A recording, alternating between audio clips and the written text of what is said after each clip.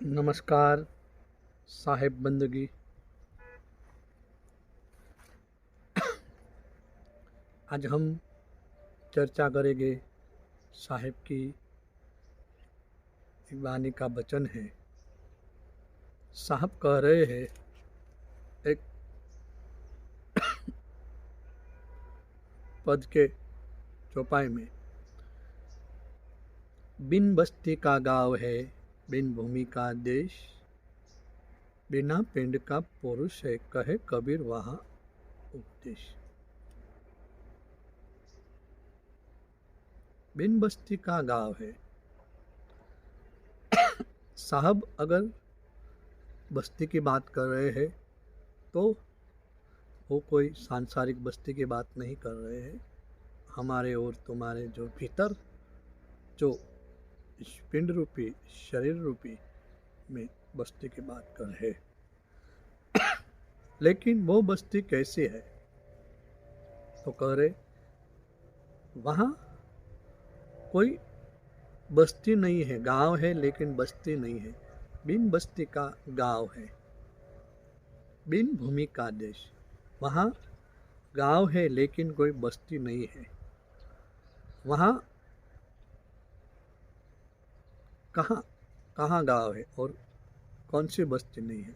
तो हमारे भीतर जो इस मस्तक में शून्य शिखर में वहाँ संतों ने गांव कहा है। कोई संतों ने उसे सदगुरु का देश कहा है। कोई संतों ने इसे सदगुरु का शहर कहा है। यहाँ एक संत कह रहे हैं कि हंसा गई थी गुरु जी के देश में, जहाँ से जलहल ज्योत प्रकाश अगम घरे घर पर में जय चढ़ी। हंसा गई थी गुरु जी के देश में। हंसा किधर गई थी? तो कि सदगुरु जी के देश में। जहाँ है जलहल ज्योत प्रकाश, ता है जलहल ज्योत प्रकाश अगम घर पर में जय चढ़ी। सुरती जो है वो सदगुरु के देश में, सदगुरु के घर पर जय चढ़ी। ऐसे इधर हमारी जो मस्तक में जो शून्य शिखर है, वहाँ कोई बस्ती नहीं है। बस्ती यानी वहाँ ये जो हमारे भीतर काम क्रोध लोभ मोह राग द्वेष ईर्ष्या निंदा, फिर 5 तत्व 3 गुण 25 प्रकृति, यहाँ कुछ भी नहीं है। वहाँ इन 5 तत्व 3 गुण 25 प्रकृति की वहाँ कोई बस्ती नहीं है। वहाँ सिर्फ गांव है। बिन बस्ती का गांव है, बिन भूमि का देश।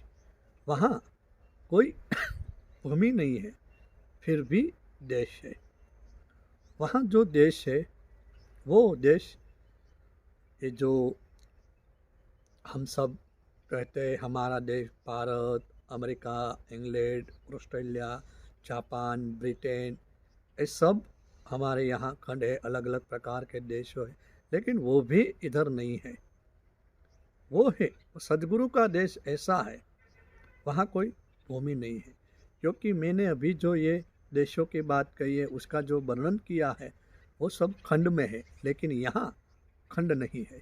यहाँ यहाँ जो सदगुरु जो बात करते हैं साहब कबीर, वो बात कर रहे हैं भीतर सदगुरु जी का देश की।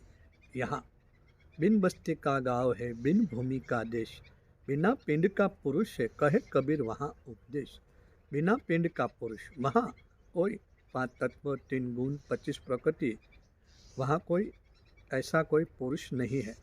वहाँ कहे कबीर वहाँ उपदेश।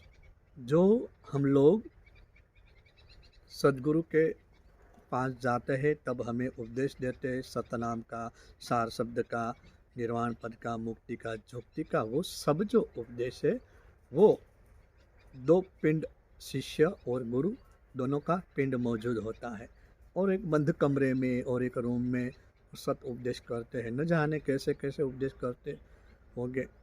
यहाँ तो बातों की चर्चा होती है, शब्दों की चर्चा होती है और मन और बुद्धि को ये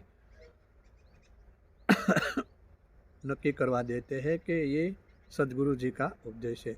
लेकिन साहब कबीर इधर बिल्कुल ना कह रहे, कबीर साहब इधर कह रहे कि बिना पिंड का पुरुष है, कहे कबीर वहाँ उपदेश। वहाँ किसी का पिंड नहीं है, नहीं गुरु का है नहीं शिष्य का है, और वहाँ से तो हमारा सत उपदेश, आत्मज्ञान, निर्वाण पद और मोक्ष पद का उपदेश शुरू होता है। तो जो अलग अलग जो गुरु और शिष्य दोनों का 5 तत्व 3 गुण 25 प्रकृति का ये जो स्थूल शरीर है, जो बॉडी है, इस शरीर से उपदेश होता है, वो तो गुरु शब्द से बोल रहे हैं और साधक जो शिष्य बन रहा है वो इस कानों से सुन रहा है, श्रवणों से सुन रहा है, और जो गुरु जो बोल रहे हैं वो अपने मुख से यानी कि जीभ से बोल रहे हैं, और साधक शिष्य श्रवण से सुन रहे हैं, और फिर शिष्य वो शब्द को मन और बुद्धि से निर्णय लेके नक्की कर लेते हैं कि यही सत उपदेश है। लेकिन यहाँ साहब ने मना की है। साहब कह रहे बिना पिंड का पुरुष है, कहे कबीर वो उपदेश।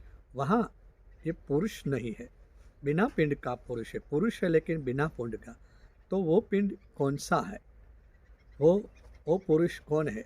तो साहब कबीर कह रहे कि क्षण एक ध्यान विदेही समाए, ताकि महिमा वर्णी न जाए, काया नाम सब गोहरावे, नाम विदे और ध्यान विदे, वो तो कोई बिरला पाए। इधर क्षणिक ध्यान विदेही समाए ताकि महिमा वर्णी न जाए। भीतर जो हमारे भीतर जो ध्यान है वो क्षणिक ध्यान है, वो विदेही अवस्था में है, ये देह की अवस्था में नहीं है। और यहाँ कोई दूसरा शरीर यानी कि स्थूल सूक्ष्म कारण महाकारण शरीर की बात नहीं हो रही है, यहाँ अपने निज तत्व की स्वरूप की बात हो रही है।